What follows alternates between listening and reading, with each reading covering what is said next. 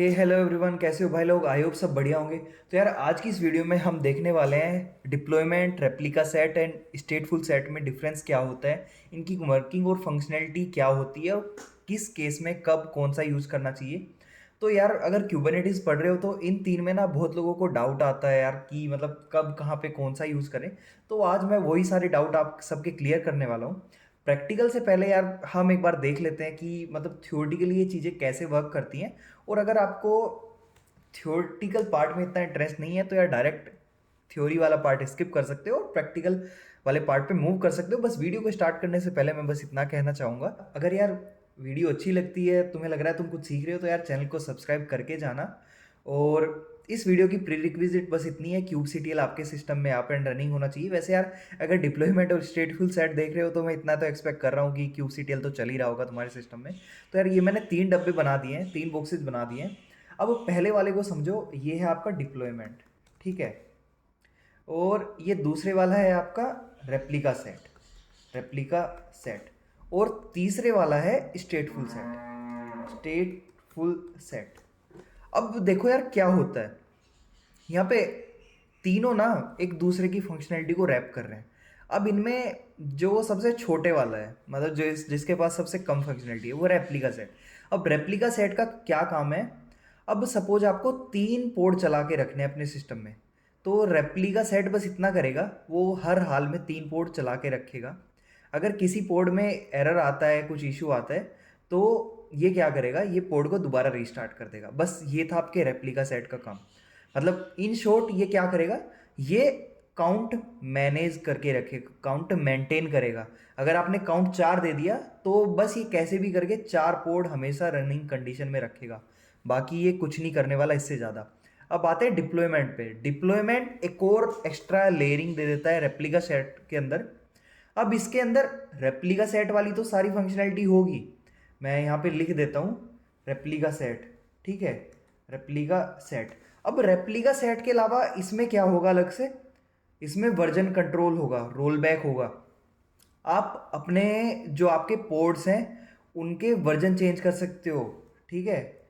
Versioning कर सकते हो, रोल बैक कर सकते हो, कुछ एरर आता है तो रोल बैक कर सकते हो। ये सारे काम आप इसमें कर सकते हो अपने डिप्लॉयमेंट में। अब जो लास्ट में आता है ना, स्टेटफुल सेट, अब ये क्या करेगा, इसके अंदर डिप्लॉयमेंट वाली तो सारी फंक्शनैलिटी होगी, डिप्लॉयमेंट। अब डिप्लॉयमेंट के अलावा इसमें क्या होगा, इसमें होंगी परसिस्टेंट वॉल्यूम्स वगैरह। अब ये मैं एक बार आपको थोड़ा एग्जांपल दे के बताता हूँ। ये इंक्लूड करता है पीवी, पीवीसी, जिन्हें हम आने वाली वीडियोस में और डिटेल में देखेंगे।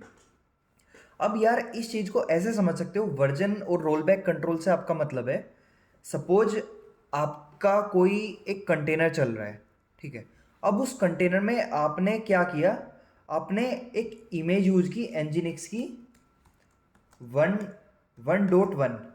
अब ये बढ़िया चल रही थी, आपने क्या किया, अपने सर्वर को अपग्रेड कर दिया, अपनी इमेज को अपग्रेड कर दिया। और उसका अपग्रेड क्या किया आपने, एनजीनिक्स 1.2 कर दिया। अब एज्यूम करो ये जो 1.2 था ना, ये 1.2 वाला वर्जन, इसमें आपको आ गया एरर इस वाले पार्ट में 1.2 में। अब क्या कर सकते हो, डिप्लॉयमेंट क्या करेगा ना, डिप्लॉयमेंट के हेल्प से आप कर सकते हो रोल बैक। मतलब मेरा ये वाले पार्ट पे एरर आ गया था, तो रोल बैक की हेल्प से आप क्या कर सकते हो, आप एकदम से वापस जा सकते हो एनजिनिक्स 1.1 वाली इमेज पे। तो इसने क्या किया, अगर इस एक पर्टिकुलर इमेज में कुछ एरर आने लग रहा था ना, तो इसने ये देखा कि यार ये तो दिक्कत आ रही है और मैं रोल बैक कर देता हूँ जो प्रीवियस वर्किंग इमेज थी। तो इस तरीके से आप वर्जनिंग और इसके रोल बैक्स मैनेज कर सकते हो। और यहीं पे रेप्लिका सेट क्या करता है, रेप्लिका सेट बस बार बार सेम कंटेनर को अप लेके आता, जो 1.2 पे चलता, उसे फर्क नहीं पड़ता कि यार एरर आ रहा है क्या हो रहा है, बस कंटेनर डिलीट हुआ मैं नया लेके आ जाता हूँ। कंटेनर से मेरा मतलब है पोड। और यह स्टेटफुल सेट ऐसे समझो, अब डिप्लॉयमेंट के केस में क्या होता है या फिर रेप्लिका सेट के केस में, कोई अगर पोर्ट डाउन गया, ठीक है, कोई पोर्ट डाउन गया तो वो नया पोर्ट तो लेके आएगा, लेकिन जो उसकी आइडेंटिटी होगी ना, उसकी जो आइडेंटिटी होगी, आइडेंटिटी डिफरेंट होगी। और उसके पास ना जो भी डेटा था वो परसिस्टेंट नहीं था, टेम्परेरी डेटा था, वो गया। मतलब ऐसे समझो, अगर कोई पोर्ट था उसमें मैंने कुछ एक ऑपरेशन किया, मतलब जहाँ पे मुझे अपना name, place, phone number, email ये सब सेव करने थे। अब उस चीज़ के लिए मुझे डेटाबेस चाहिए। तो नॉर्मल अगर डिप्लॉयमेंट में देखें तो डिप्लॉयमेंट में ऐसा कोई ऑप्शन हमें हमारे पास नहीं आता है। अब स्टेटफुल सेट क्या करता है, वो हमें हमें एक और एक्स्ट्रा ऑप्शन देता है, PV persistent volume and PVC persistent volume claim. ये दोनों चीज़ें साथ में काम करती है। मतलब अगर हमें अपने पोड में एक डेटाबेस भी मैनेज करना है तो वो डेटाबेस क्या करेगा, वो डेटाबेस रियल लाइफ में एक होस्ट सिस्टम पे एक वॉल्यूम, एक फोल्डर बना के रखेगा, जिस फोल्डर के अंदर हमारा डीबी अपने एक्चुअल डेटा को मैनेज करेगा। मतलब ऐसे समझ सकते हो, ये स्टेटफुल सेट में जो मैंने पीवी वगैरह बनाई, ये यहाँ पे जो मेरा एक्चुअल सिस्टम चल रहा है ना, उसके अंदर की स्टोरेज को यूज करेगा और उस स्टोरेज के अंदर डेटा रखेगा। मतलब इन शॉर्ट आप समझो तो इसके पास क्या होता है, परमानेंट स्टोरेज, परमानेंट। और डिप्लॉयमेंट वगैरह के पास क्या होता है, इनके पास होती है आपकी टेम्परेरी स्टोरेज। ठीक है, यहाँ पे मैं लिख देता हूँ टेम्परेरी। अगर अभी भी कोई डाउट रहता है यार तो कमेंट सेक्शन में बताना, मैं डाउट और अच्छे से क्लियर करने की कोशिश करूँगा। वैसे डाउट होना नहीं चाहिए क्योंकि अभी हम प्रैक्टिकल में इसको और ज़्यादा मतलब डीपली समझेंगे, क्लियरली समझेंगे। तो यार अब मैं अपने डॉक्यूमेंट पे आ जाता हूँ। डॉक्यूमेंट पे एक बार हम देख लेते हैं अगर कुछ मिस तो नहीं हो गया। तो यार जैसे ये लिखा हुआ है यार, वैसे डॉक्यूमेंट एक बार पढ़ लेना वीडियो के बाद में, बहुत मेहनत से बनाया है मैंने एक एक एग्जाम्पल के साथ। Kubernetes provide different controllers for managing ports, replica set, stateful set, ये वही सब चीज़ें हैं यार। इन तो चीज़ों के बीच का हम डिफरेंट देखने वाले हैं। अब डिफरेंस में यार इसने बताया, रेप्लिका सेट इंश्योर्स करता है आपके कंटेनर चलते रहने चाहिए जितने आपने उसको काउंट दिया है। एक दिया है तो एक, दो दिया है तो दो, तीन चार पाँच छः, जितने आपको चलाने हैं। ठीक है, इसने बताया ensure fix number of identical stateless ports. ठीक है, स्टेटलेस इसलिए बोला इनके पास कोई परसिस्टेंट वॉल्यूम नहीं है। और ऑटोमेटिकली रिप्लेसिंग फेल पोर्ट, मतलब कोई पोर्ट फेल हुआ तो उसको सेम इमेज के साथ बार बार फेल को रिप्लेस करता रहेगा। बस यही इसका काम है, ये रोल बैक वगैरह कुछ नहीं करेगा। अब ये मैंने इसकी एक YML दी है तो इसे कॉपी कर लेते हैं। अब यार यहाँ से नहीं करनी है तो तुम गूगल सर्च भी कर सकते हो, Kubernetes रेप्लिका सेट YML, इतना लिखो। ये सबसे ऊपर जो लिंक आएगा ना, इस पर क्लिक करना और यहाँ पे एक सैम्पल YML Kubernetes आपको दे देगा, जिसने में इसने API वर्जन FV1 यूज़ किया है। काइंड इसका रेप्लिका सेट है, जैसे डिप्लॉयमेंट के लिए डिप्लॉयमेंट होगा, पीवी के लिए पीवी होगा, पोड के लिए पोड होगा। ठीक है, मेटा डेटा में इस रेप्लिका सेट के बारे में मेटा डेटा, इसकी जानकारी, जिसका नेम फ्रंट एंड है, इसके लेबल्स दे दिए। ये तुम्हारे सेलेक्ट करने के लिए, मैपिंग के लिए बाकी सर्विसेज के साथ यूजफुल होते हैं, इनको भी इग्नोर कर सकते हो। उसके अलावा स्पेक्स में आपके कंटेनर की स्पेक्स, उसका सिलेक्टर। ठीक है, अब ये देखो, ये जो सिलेक्टर है ना, इसने बताया इस चीज़ को, जैसे इसमें क्या दिया है सिलेक्टर में, front end, tier front end, ऐसे ही यहाँ पे सिलेक्टर में टीयर फ्रंट एंड। तो इन दोनों चीज़ को ना ये कनेक्ट करके रखेगा। अब स्पेक्स में ये आपका कंटेनर हो गया, कंटेनर जो है PHP रेडिस है। मतलब यहाँ पे एनजिनिक्स चला लेते हैं या कुछ भी चला लेते, ये इमेज है। अभी या तो आप ये वाला कॉपी करके यूज़ कर लो या फिर जो मैंने दिया था ये वाला यूज़ कर लो, ये सिंपल एनजिनिक्स का है। अब मैं इसे यहाँ से कॉपी करता हूँ, मैं स्क्रीन को क्लियर करता हूँ। क्लियर करने के बाद मैं VI करूँगा, यहाँ पे VI replica set dot YML। ठीक है, आई के साथ मैं यहाँ पे पेस्ट कर देता हूँ escape::WQ। यहाँ पे बस मैंने वही चीज़ें डिफाइन की हैं जो मतलब नेसेसरी है, इसके लिए ज़रूरी है। इसका काइंड, ठीक है, मेटा डेटा में मैंने रेप्लिका सेट का नाम दे दिया माई रेप्लिका सेट। ठीक है, उसके बाद मैंने सिलेक्टर दे दिया अपना माई ऐप, जो सिलेक्टर मेरे कंटेनर के जो टेम्पलेट है उसके साथ मैप करेगा। मतलब मेरे रेप्लिका सेट को पता तो चलना चाहिए ना मैं किस कंटेनर को मैनेज कर रहा हूँ, मुझे कौन सा माई कंटेनर नाम का कंटेनर बार बार अप लेके आना है। तो मैं एंटर कर देता हूँ यहाँ पे, तो LS करके दिखाता हूँ। यहाँ पे एक रेप्लिका सेट की एक ऑलरेडी बन गई है, मैं इसे यहाँ पे अप्लाई कर देता हूँ, kubectl apply -f replica set dot Y M L, ये मेरी कमांड होती है अप्लाई करने की वाई एम एल को। अब यहाँ पे अगर करोगे ना kube C T L get replica set, अब ये देखो ये माई रेप्लिका सेट नाम का एक रेप्लिका सेट बना दिया जिसका डिजायर्ड और करंट काउंट अभी ये चल रहा है, ठीक है। और रेडी कितने, 2 कंटेनर, अभी देखो रेडी 3 हो चुके होंगे यहाँ पे देखो।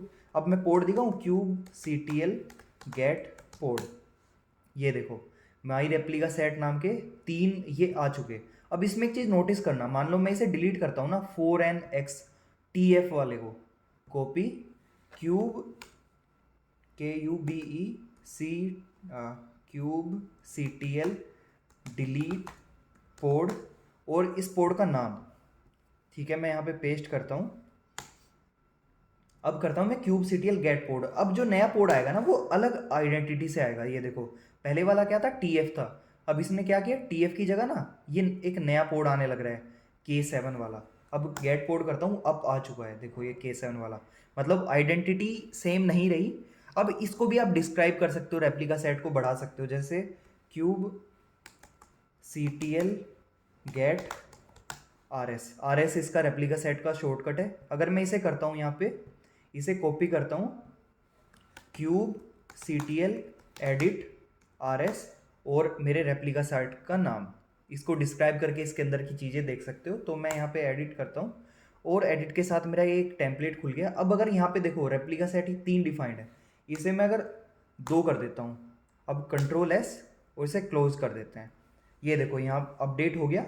अब मैं दोबारा से गेट करता हूँ क्यूब CTL गेट RS, ये देखो डिजायर्ड करंट काउंट 2 दिखा रहा है, पोर्ट भी डिलीट हो गया होगा, ये देखो एक पोर्ट चला गया आपका। अब ये था, अब इसे डिस्क्राइब भी कर सकते हैं, यहाँ पे एडिट की जगह मैं डिस्क्राइब लिखता हूँ DESCRIBE, ये कमांड सेम रहती है सब में, बस तुम्हें लास्ट वाली चीज़ें चेंज करनी होती है, रेप्लिका सेट डिप्लॉयमेंट या कुछ भी।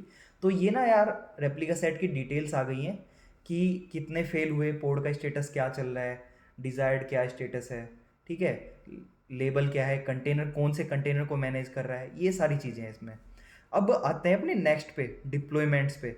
अब यार देखो डिप्लॉयमेंट की ना बिल्कुल डिटेल स्पेसिफिक डिप्लॉयमेंट पे फोकस करके मैंने एक डेडिकेटेड वीडियो बनाई हुई है, उसका लिंक मैं डिस्क्रिप्शन में दे दूंगा।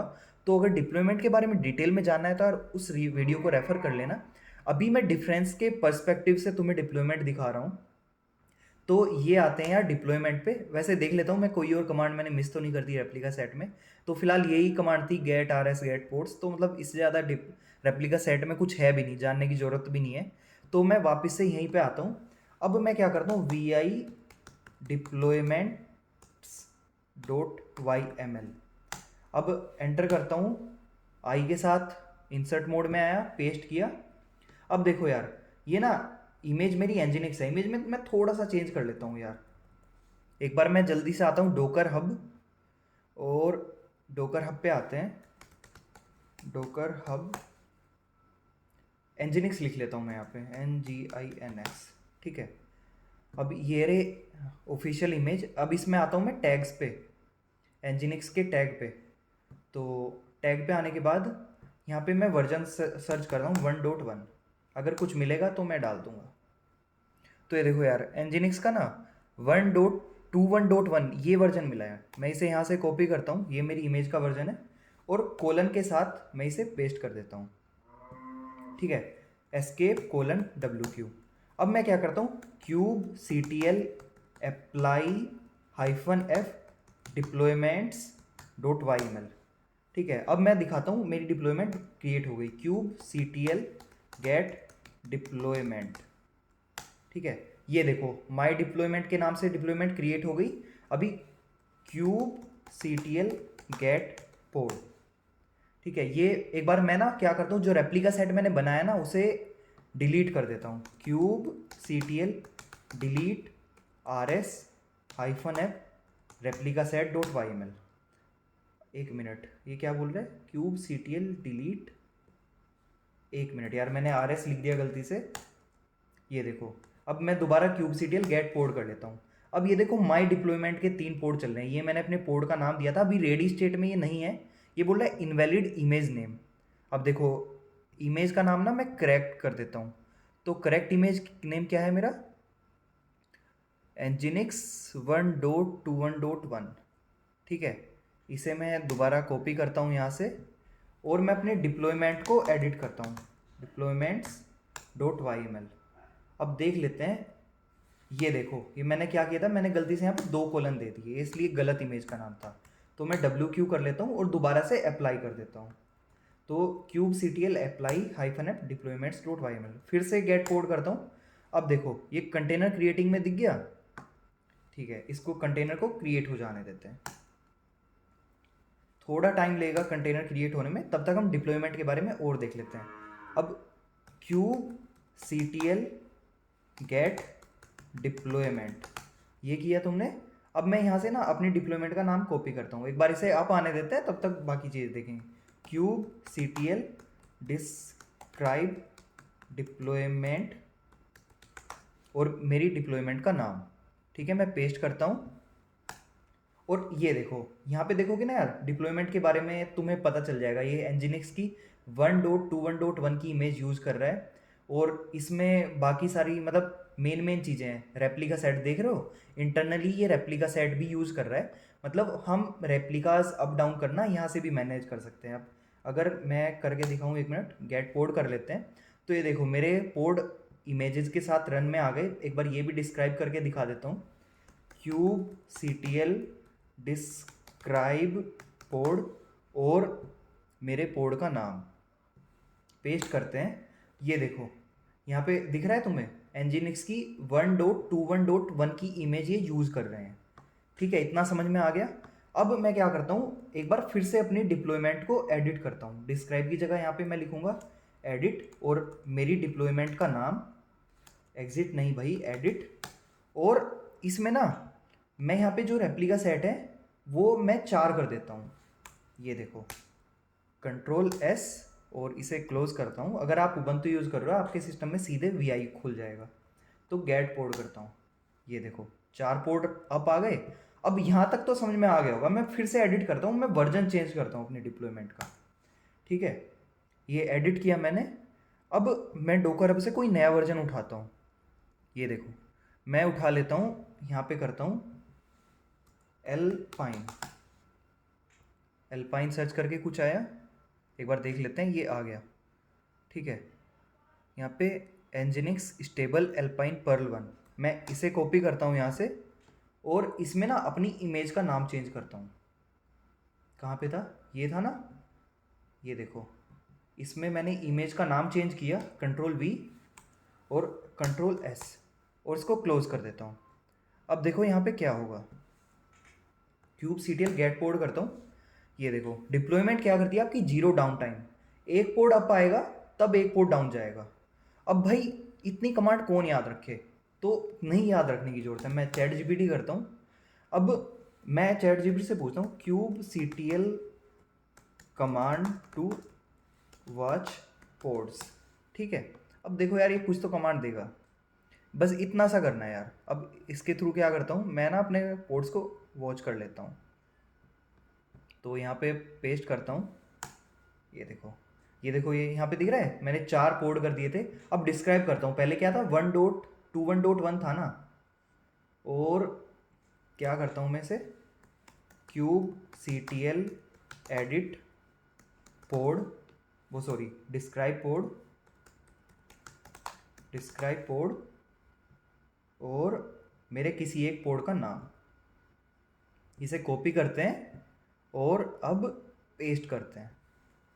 ये देखो, अब देखो यहाँ पे कौन सी इमेज इसने यूज़ की है, ध्यान से देखना, कहीं पे इमेज दिख रही है, nginx स्टेबल एल्पाइन पर्ल, ठीक है। अब इतना समझ में आ गया। अब देखो वैसे तो मैंने डॉक में भी दिया है, अब तुम यहाँ पे भी कर सकते हो। मुझे रोल बैक मारना है, सपोज मुझे कुछ इश्यू आ गया इस इमेज में, मुझे पुरानी इमेज पे जाना है अपने आप। रेप्लिका सेट में नहीं जा सकते, लेकिन यहाँ पे जा सकते हैं। मैं जीपीटी करता हूँ, kubectl command to roll back deployment, ठीक है। अब ये कमांड दे देगा, ठीक है। तो यार कमांड तुम जीपीटी से पूछ सकते हो। ये क्या बोल रहा है, kubectl roll out undo deployment और स्लैश डिप्लॉयमेंट का नाम। मैं इसे यहाँ से कॉपी करता हूँ। वैसे मैंने अपने डॉक में भी सेम ही कमांड दे रखी होगी तुम्हें, ठीक है। अप्लाई ऐसे करते हैं, गेट ये करते हैं, रोल बैक की ये कमांड है भाई, ठीक है। ये रोल बैक स्टेटस, और रोल बैक स्टेटस स्टेटस बताएगा, और roll back undo roll back कर देगा पुराने वर्जन पे। और इसमें इमेज जैसे हमने एडिट करके इमेज की थी ना, तुम कमांड के थ्रू भी इमेज ऐड कर सकते हो, लेकिन कमांड रखने की क्या जरूरत है अगर हमने YML ही लिख ली तो वो चीज़ को इग्नोर करो। अब मैं क्या करता हूँ यहाँ पे, क्यूब CTL गेट डिप्लॉयमेंट, मेरी डिप्लॉयमेंट का नाम आ गया। अब मैं अपनी कमांड पेस्ट करता हूँ। पेस्ट करने के बाद मैं यहाँ पे ये जो माई डिप्लॉयमेंट लिखा है ना, इसे यहाँ से कॉपी करता हूँ। कॉपी करने के बाद मैं पेस्ट कर देता हूँ, ठीक है, एंटर करता हूँ। ये देखो रोल बैक। अब देखता हूँ क्यूब CTL गेट कोड। अब देखूँ मैं, ये दिख रहा है एज 4 सेकंड पहले, 4 सेकंड पहले दोबारा आ गए पोर्ड। इसे कॉपी करता हूँ, क्यूब CTL डिस्क्राइब पोर्ड, और मेरे पोर्ड का नाम डिप्लॉयमेंट भी डिस्क्राइब करके देख सकते हो तुम सेम, उसमें कौन सी इमेज यूज हो रही है। पहले क्या था, देखो आ गई 1.21.1। अब एक और चीज़ दिखाता हूँ मैं, रोल आउट की जगह मैं यहाँ पे करता हूँ स्टेटस, STATUS। स्टेटस में कुछ आएगा, देखो ये बोल रहा है successfully rolled out my deployment. और हिस्ट्री देखूँ मैं अगर, HIS, ये कमांड याद रखने की जरूरत नहीं है भाई, GPT है, गूगल है, वहाँ से देख लो, ये बस आइडिया लगना चाहिए। तो ये दिखा रहा है, ये रोल आउट आपकी हिस्ट्री है। अब इसे क्लियर कर देते हैं। अब जल्दी से आते हैं स्टेटफुल सेट पे। डिप्लॉयमेंट में बस इतना ही था। अब स्टेटफुल सेट में एक एक्स्ट्रा स्टेप ऐड हो जाता है भाई, ये ना आपको परसिस्टेंट वॉल्यूम दे देता है। तो मैं इतना कॉपी करता हूँ, ये सेम मेथड आप गूगल पे सर्च कर सकते हो कि भाई मुझे स्टेटफुल सेट बनाना है तो मुझे उसकी YML दे दे, तो उसकी ऑफिशियल उससे भी उठा सकते हो। कैसे, क्यूब CTL स्टेटफुल सेट YML, ठीक है। अब ये देखो सबसे पहला लिंक आ गया स्टेटफुल सेट्स, तो यहाँ से ये रहा, ये उठा सकते हो। तो मैंने भी यहीं से ही उठाई है, वैसे मैंने GPT से पूछा होगा। तो मैं VISF.YML लिख देता हूँ स्टेटफुल सेट के लिए। आई के साथ इंसर्ट मोड में गया और मैंने अपना कोड पेस्ट कर दिया। ऊपर ऊपर से देख लेते हैं, API वर्जन FV1 है, काइंड स्टेटफुल सेट है, ठीक है। माई स्टेटफुल सेट इसका नाम रहेगा। उसके बाद इसकी स्पेक्स दे दी, रेप्लिका 3 चलाएगा ये। मैच लेबल, मतलब जो पोर्ट के साथ लेबल होगा माई ऐप, मतलब इस माई ऐप के लेबल से देखेगा मुझे कौन से पोर्ट्स को मैनेज करना है। अब उसके बाद कंटेनर क्या दे दिया इसने, एनजिनिक्स का, जिसमें इमेज, लेटेस्ट इमेज यूज करेगा एनजिनिक्स की वो। अब ये एक्स्ट्रा पार्ट है इतना वॉल्यूम माउंट। तो इसने क्या किया, कंटेनर के अंदर जो डेटा का स्लैश डेटा का पाथ होगा ना, वो मेरे सिस्टम के डेटा वाले पाथ में मैप्ड होगा। अब यहाँ पे एक और चीज़ दिखाता हूँ, ये मतलब डेटा को ऐसे समझ सकते हो। अब मैं यहाँ पे कर देता हूँ डेटा हाइफन फाइंड एक्स। अब इस नाम से कंटेनर के अंदर पाथ बना देगा, जिसका, नहीं ये तो नाम हो गया मेरा, जो मैपिंग का नेम है डेटा हाइफन फाइंड एक्स, ये मेरा नाम हो गया। जो मेरे ये जो परसिस्टेंट वॉल्यूम क्लेम होगी ना, उसके अंदर इस नाम से ये कंटेनर के अंदर आपका पाथ बनेगा। मैं दिखा दूंगा अभी कंटेनर क्रिएट करके, उसके अंदर ये पाथ बनेगा। और स्टेटफुल सेट में एक और फायदा, अगर आप पोर्ट डिलीट करते हो ना, तो वो आइडेंटिटी मैनेज करेगा, हमेशा सेम नाम के ही पोर्ट नए वो क्रिएट करने वाला है। अब इसके बाद ये देखो मेटा डेटा और नेम, ये क्या करेगा, ये ऊपर जो नाम दिया है ना, ये डेटा, इस नाम को इसके साथ क्लेम करेगा। मतलब ये आपका परसिस्टेंट वॉल्यूम है, ठीक है, और ये आपका परसिस्टेंट वॉल्यूम क्लेम है।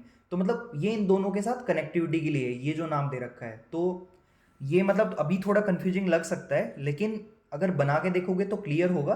और ये आपका माउंट पाथ रहेगा जो कंटेनर के अंदर क्रिएट होगा, और जिसको एक्चुअल जो आपका होस्ट मशीन है ना, जिसके अंदर आपका कंटेनर चल रहा है, उसके अंदर ये 1 GB का जो स्टोरेज है उसे क्लेम कर लेगा। अब मैं एस्केप कोलन WQ करता हूँ।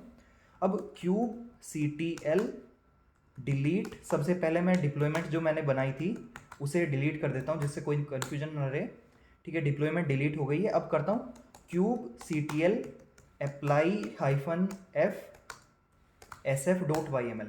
ये देखो अब करता हूँ cube CTL gate port.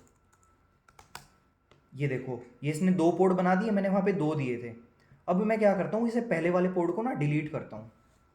Cube CTL, पहले फिर से गेट पोर्ट कर लेता हूँ मैं, नहीं डिलीट पोर्ट, और अभी देख लो यार, ऊपर 6 सेकंड दिख रहा है ना, मैं इसे पेस्ट करता हूँ और ये डिलीट करने लग रहा है पोर्ट को। अब जल्दी से मैं गेट पोर्ट करता हूँ और ये देखो 3 सेकंड पहले फिर से आ गया एक और नया पोर्ट, स्टेटफुल सेट 0 के नाम से ही आ गया वापस।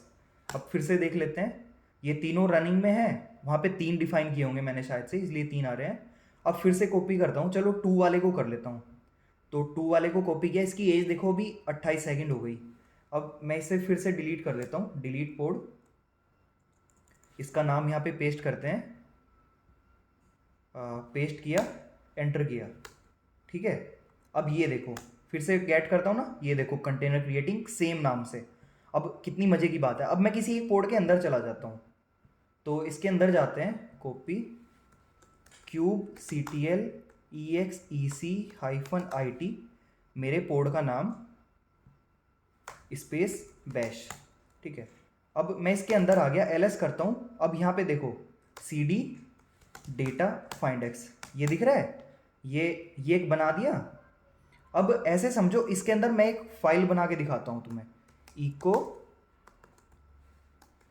हेलो, और इसका नाम देते हैं hello.txt। आइडियली अगर पोर्ट डिलीट हो तो फाइल डिलीट हो जानी चाहिए। ये देखो ls hello.txt। अब मैं एग्जिट कर देता हूँ, इसके बाहर आ जाता हूँ।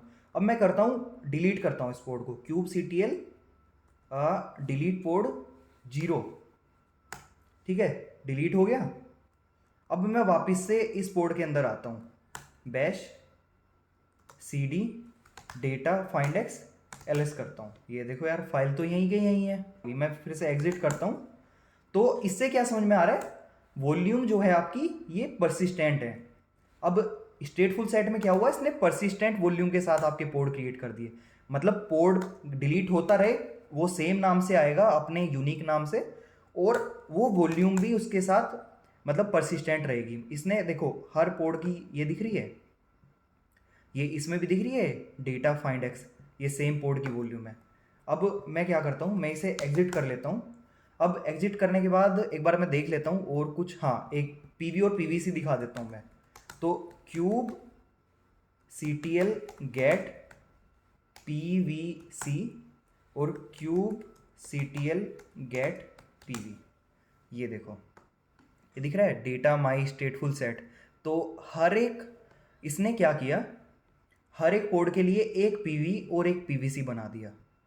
अब पीवी क्या है, आपकी परसिस्टेंट वॉल्यूम जो आपके होस्ट सिस्टम के साथ मैप्ड है, और परसिस्टेंट वॉल्यूम क्लेम क्या है, आपने मतलब कितने जीबी का क्लेम किया, कितना आप यूज़ कर रहे हो। ये आने वाली वीडियो में हम और डिटेल में देखेंगे। तो अभी मेरे हिसाब से आपको डिफरेंसेस क्लियर हो गए होंगे। वीडियो को ज़्यादा लंबी नहीं करते हैं, एक बार देख लेते हैं कुछ मिस तो नहीं हो गया। हमने स्टेटफुल सेट ये सब करके देख लिया, गेट करो क्यूब ctl गेट स्टेटफुल सेट करोगे तो स्टेटफुल सेट का आपके पास नाम आ जाएगा। ये करके दिखा देता हूँ बस, ये देखो माई स्टेटफुल सेट करके आ गया। ये इसकी एज वगैरह आ रही है, 4 मिनट से चल रहा है। और इसके अलावा क्या है, ये इसके की फीचर बताए आपने, पोर्ट आइडेंटिटी रैंडम डिप्लॉयमेंट में, और इसमें यूनिक रहती है, मैंने दिखा दिया। स्टोरेज इनमें नहीं रहती, मतलब रहती है लेकिन वो परसिस्टेंट नहीं होती, स्टेटफुल सेट में परसिस्टेंट होती है। और ऑर्डर वगैरह इसमें कुछ नहीं रहता, इसमें ऑर्डरिंग रहती है, पोर्ट एक स्पेसिफिक मैनर में ही आएंगे अब। और रोलिंग अपडेट आपके डिप्लॉयमेंट स्टेटफुल सेट में रहते हैं। मतलब इन शॉर्ट स्टेटफुल सेट में इन दोनों की फंक्शनलिटी है, रेप्लिका सेट और डिप्लॉयमेंट का एडवांस वर्जन समझ सकते हो आप। तो यार इसमें मतलब वीडियो में इतना ही था, ये सब थोड़ा एक्स्ट्रा डिटेल है पीवी और पीवीसी के बारे में। ये चीज़ें अभी हम कवर नहीं करेंगे, आप डॉक पढ़ लेना, ये एक्स्ट्रा इन्फॉर्मेशन मैंने ऐड कर दी थी, जो मोड होते हैं आपके क्रिएट करने के। ये बाकी डिटेल की जब वीडियो बनाएंगे तो उसमें हम इन चीज़ों पे फोकस करेंगे। अभी के लिए यार मैं बस इतना कहना चाहूँगा, अगर वीडियो ठीक लगी, कुछ सीखा, तो यार चैनल को सब्सक्राइब करके जाना यार, चैनल को सब्सक्राइब करना ना भूलना। अगर कन्फ्यूजन है तो मैं बता देता हूँ यार, यूट्यूब पे सर्च करना यार, ऐसे जाना यूट्यूब पे और फाइंड एक्स टैग लिखना, फाइंड एक्स टैग। वैसे मेरे चैनल पे वीडियो देख रहे हो तो यार मेरा चैनल पता ही होगा। और यार देखो क्लिक करके आ गया, अभी के केस में 278 सब्सक्राइबर हैं। और लास्ट वीडियो मैंने इसकी डिप्लॉयमेंट पे ही बनाई थी, और मैं उम्मीद करता हूँ यार आपको वीडियो बढ़िया लगी होगी और सब्सक्राइब करके जाओगे। चलो ठीक है, इसी के साथ tata bye bye, next video में मिलते हैं।